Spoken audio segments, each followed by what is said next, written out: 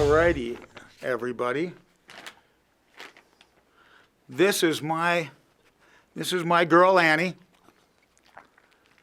Annie is 14 years old. Annie's 14 years old. We've been together a long time. She likes to eat, she likes to sleep, and she likes to listen to Air Force hockey. In that order. In that order. Annie's a big Jay Ritchie fan. I think she's a big Jay Ritchie fan because they're about the same age, I think, right now. So she likes listening to Jay. Annie is she's getting up there. She's getting up there in age right now, but she's looking forward. She doesn't know.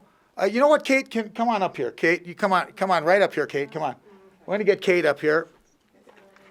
Yeah, yeah. You can come and sit right here. You're not gonna need that because it's a real intimate setting today. Okay. Okay, and you got the treats. Okay, like I said, Annie likes to. She likes to eat. She likes to sleep. She likes to listen to Air Force hockey. She likes to listen because she can't see very much anymore. She can't see very good.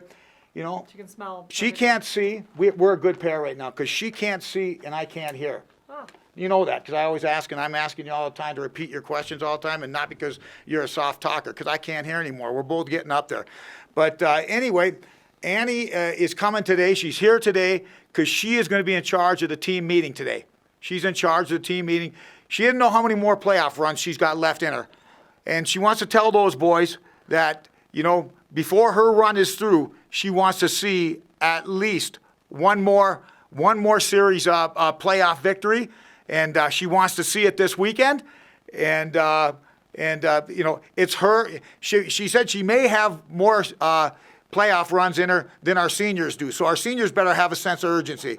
Our seniors better have a real sense of urgency. But she's in charge right now, and she's been a good girl, good Air Force fan. Been with us through all these championships, all these years, all those championships and everything. Annie's got 7 rings too.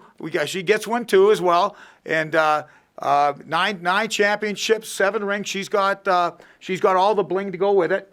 So anyway. Annie's here. She's going to be talking to the team a little bit later. Kate, what questions? We're just going to do our deal right now. Any questions that you might have for Annie or I right now? Go ahead and fire away. First, I need to know what motivation Annie's going to give to the boys tonight, this afternoon. You know what? Like I hate to say it, but you know, Annie's going to give the little do or die, or do or I might die. And like, you know, she's going to play off their sympathies, anything to get these guys going. We've been on a good run. The guys are, I'll tell you what, spirited group. They've been fun to be around all year. We talked about how great it's been to be around this group. But they work hard every day in practice. Their attitude is great. They got a competitive, never say die spirit. And we've seen that over the last 4 games. We won the 2 games here against Mercyhurst, one outright, and then one in the overtime period, on the 3-on-3 overtime period. Then we go into RIT, and we find a way to win a road game at RIT, and then we're 2.5 minutes away from a bye. I mean, can you imagine all the things that we've gone through with this team this year? And we ended up being 2.5 minutes away from getting a bye in the playoffs, finishing 5th.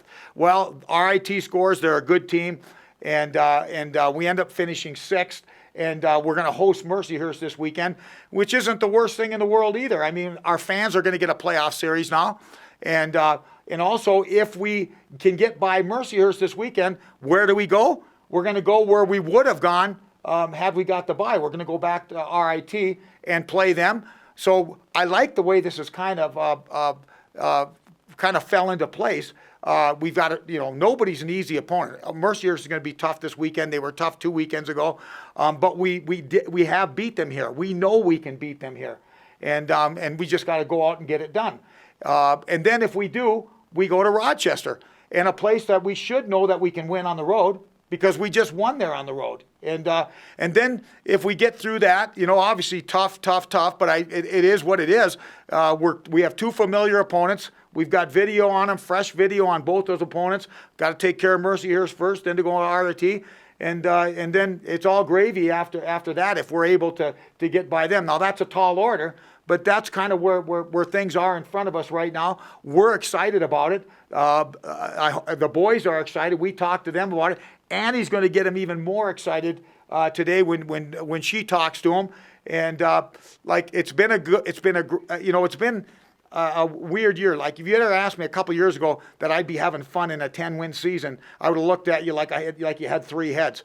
But it has been a fun year, a fun group. We've had to go through some adversity. Some of the adversity we went through wasn't fun.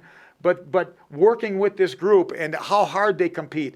And we haven't had many stinkers this year. One against Sacred Heart early, another one against CC down at the World Arena.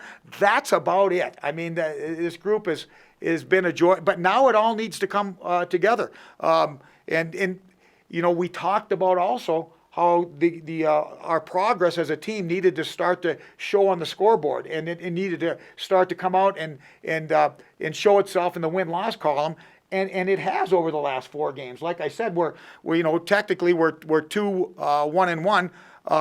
We won the game in 3-on-3, but it has come out in the win-loss column. So we're kind of in a good spot. I still don't think, Kate, that we've played our best hockey yet.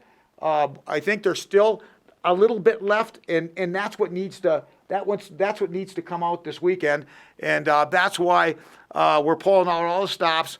Bringing Annie in, and we're going to get these guys fired up, and it should be a great playoff weekend of hockey. Yeah. She has such excellent posture. What's that? She has such excellent posture. Oh, no doubt, and she'll do whatever you want.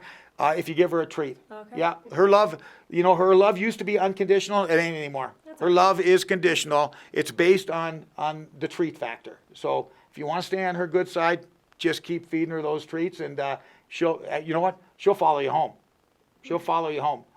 You're going to have to keep her close because she can't see you anymore, but that's okay. Yeah. Anything more that we need to talk about with Air Force hockey? Just a couple things.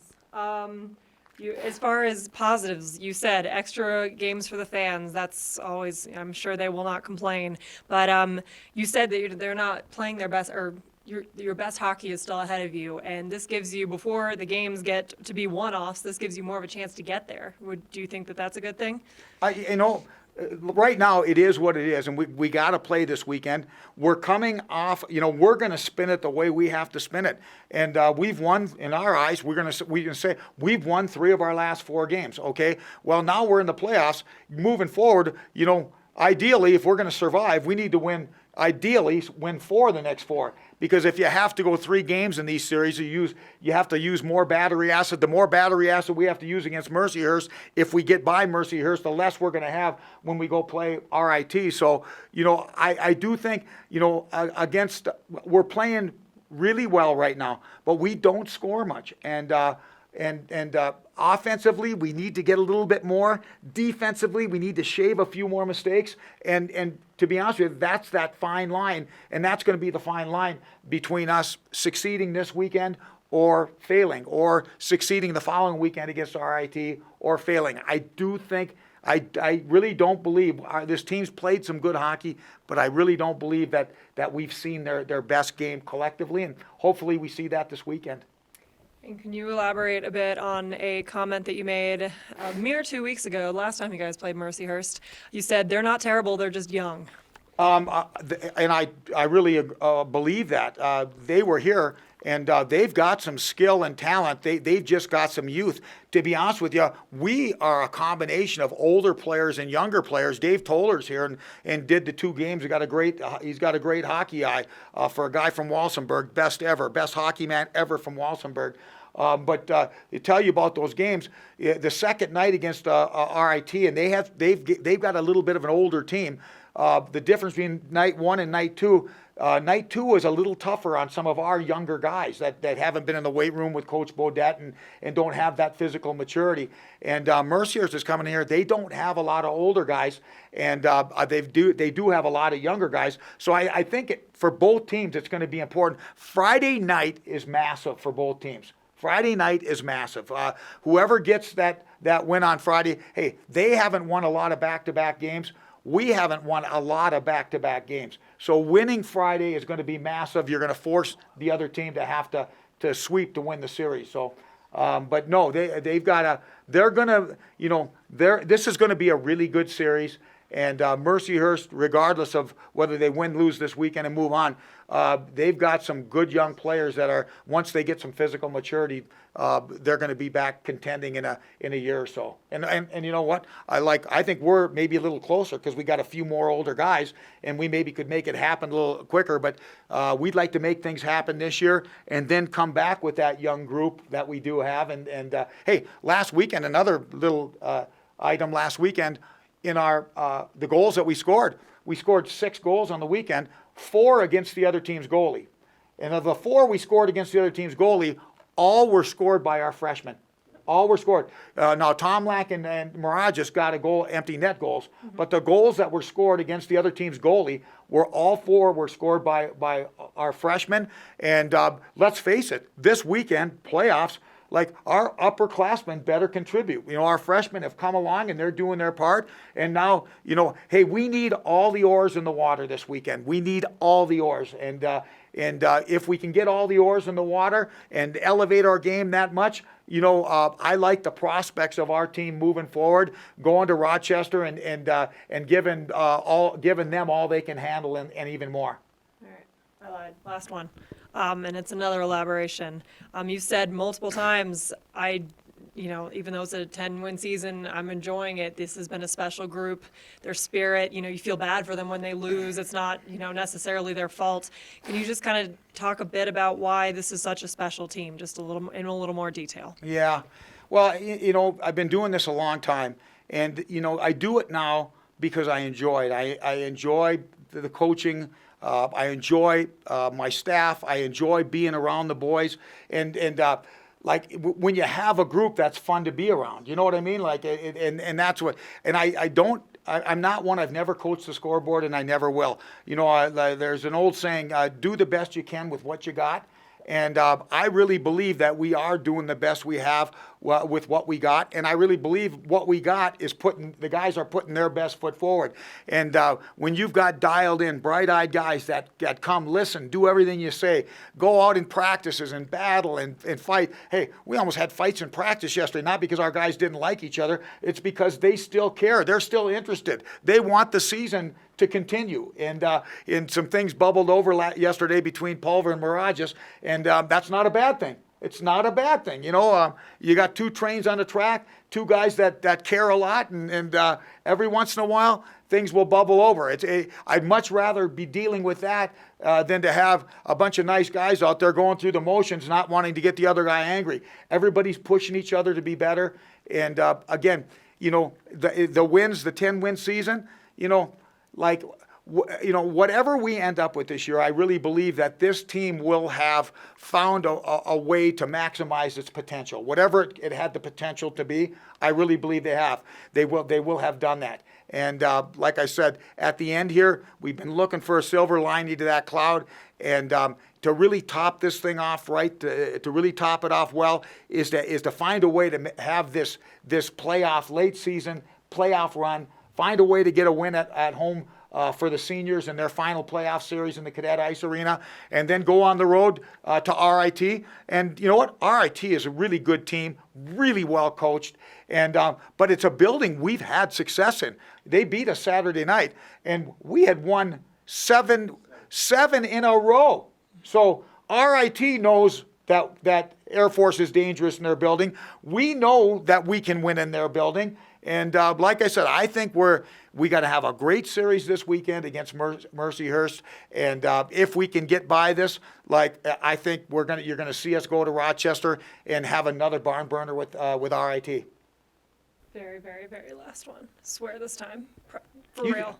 You just like being in front of the camera. That's don't really you? it, you Yes, know? that's good. That's all right. I So don't do know I. what my lighting looks like right now. I have no idea how this is going, but I could look like a serious You're hag up doing there. fantastic. But is there anything that you learned and can take from the sweep last year at Niagara in this building?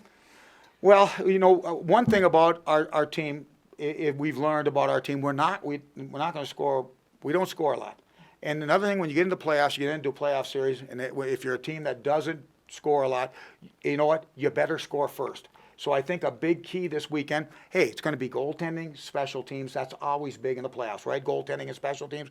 I think another thing with two teams that haven't scored a lot of goals, Mercyhurst is the same boat we are. I think it's going to be massive for whichever team can find a way to get that first goal in any of the games.